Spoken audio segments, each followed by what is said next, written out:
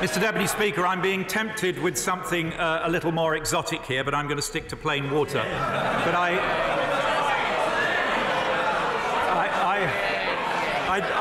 did take the precaution. I did take the precaution of asking my right honourable friend to bring a packet of cough sweets, just in case.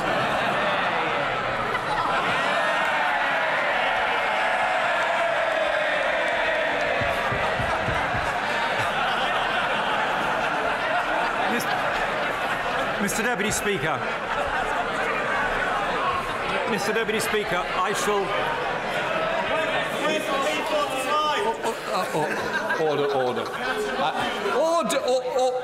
Order. I think it might be a hearing aid we all need if this continues. Chancellor the Exchequer.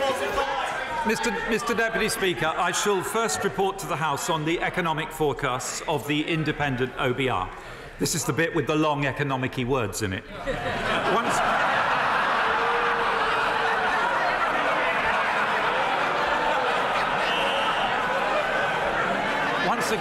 Once again, I thank Robert Choate and his team for their hard work over the last few weeks.